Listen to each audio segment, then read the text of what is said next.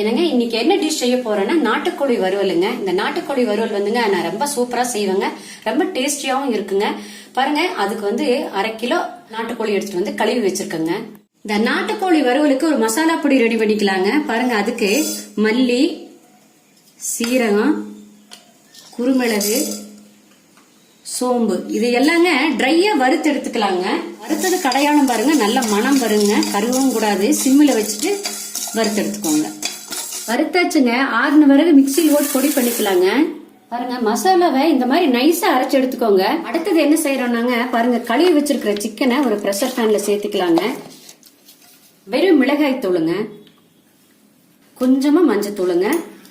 பாருங்க, இஞ்சி பூண்டு விழுது 1 டேபிள் ஸ்பூன் போட்டுடுறேங்க. கொஞ்சமா கல்லுப்பு சேர்த்துக்கலாங்க.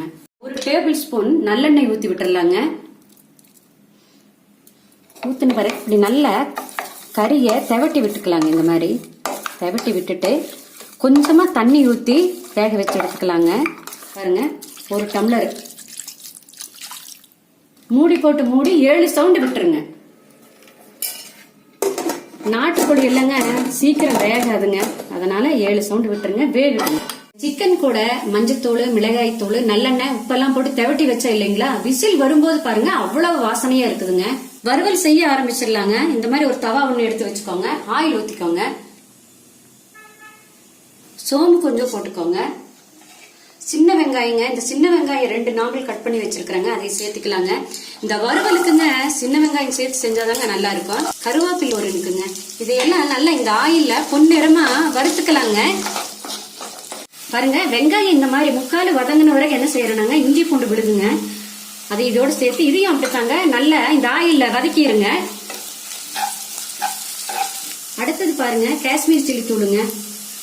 கலருக்கு தாங்க இது. ஏற்கனவே நம்ம வந்து மிளகாய் தூள் சேர்த்து இருக்கிறோம், குருமிளகும் சேர்த்ததுனால காரம் எல்லாம் போதுங்க. இதையும் நல்லா இப்படி ஆயில்ல வதக்கி விட்டுக்கோங்க. இந்த மாதிரி ஆயில்ல வதங்கும் போதுங்க நல்லா இந்த பச்சை வாசம் எல்லாம் போயிருங்க. நல்லா வதங்குங்க, டேஸ்டா இருக்குங்க இந்த வறுவல்.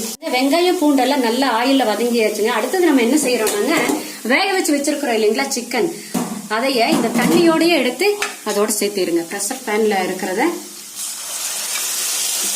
ஊத்திட்டு நல்லா பெரட்டி விடுங்க. இந்த மாதிரி நல்லா பெரட்டி விடணுங்க. விடும்போதுங்க இந்த வெங்காயத்துடைய வாசனை, இந்த மசாலாவுடைய வாசனை எல்லாம் நல்லா இந்த சிக்கன்ல இறங்குங்க. தண்ணி எல்லாம் ஒண்ணும் சேர்க்கறது இல்லைங்க. பாருங்க, இந்த மாதிரி கொதிக்க ஆரம்பிச்ச வரைக்கும் என்ன செய்யணும்னா கொஞ்சமா கல்லுப்பு சேர்த்துக்கலாங்க. நம்ம ஏற்கனவே சிக்கனோட உப்பு சேர்த்தி இருக்கிறோம். மறுபடியும் இந்த மசாலா சேர்த்தும் போது உப்பு பத்தாதுங்க.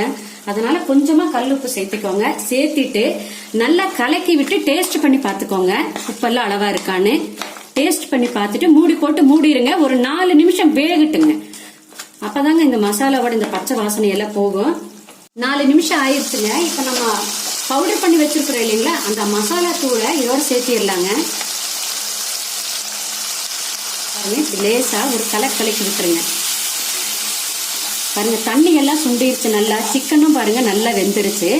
இந்த மாதிரி இந்த மசாலா தூளோட நல்லா கலக்கி மூடி வச்சிடலாங்க. ஒரு 2 நிமிஷம் இருக்கட்டுங்க. அப்பதாங்க இந்த மசாலாவெல்லாம் வந்து நல்லா இந்த சிக்கன்ல இறங்கும். மசாலா பொடி போட்டு 2 நிமிஷம் ஆச்சுங்க. பாருங்க, சிக்கன் சூப்பரா இருக்குதுங்க, அவ்வளவு வாசனையா இருக்குதுங்க. சிக்கனும் பாருங்க தண்ணி எல்லாம் ஒண்ணும் இல்லை. பாருங்க, பீஸ் மட்டும் தெரியுது. பாருங்க, நல்லா வெந்துருச்சுங்க. இப்படி ஓப்பன்ல விட்டு 1 நிமிஷம் மட்டும் கலக்கி விடுங்க. பாருங்க, அடுத்தது என்ன செய்யறோம்னாங்க, கொஞ்சமா பொடியா கட் பண்ணி வச்சிருக்கிற மல்லித்தலை தூவி விட்டுருங்க. இவ்வளவுதாங்க நாட்டுக்கோழி வறுவல் ரெடிங்க. சூப்பரா இருக்குதுங்க. எவ்வளவு நல்லா இருக்குன்னு பாருங்க, பார்த்தாலே நீங்க சாப்பிடணுங்க. வறுவல்ல பாருங்க மசாலாவும் தெரியல, குழையவும் இல்ல, கிரேவியும் இல்ல. பாருங்க, பீஸ் பீஸா இருக்குது. பாருங்க, சுடு சாதம் வச்சு ரசம் வச்சு இந்த மாதிரி வறுவல் செஞ்சு சாப்பிட்டு பாருங்க. இதனுடைய டேஸ்டே தனிங்க. நீங்களே இந்த மாதிரி ஒரு நாள் செஞ்சு பாருங்க. செஞ்சு சாப்பிட்டு பார்த்துட்டு உங்க கமெண்ட்ஸ் சொல்லுங்க.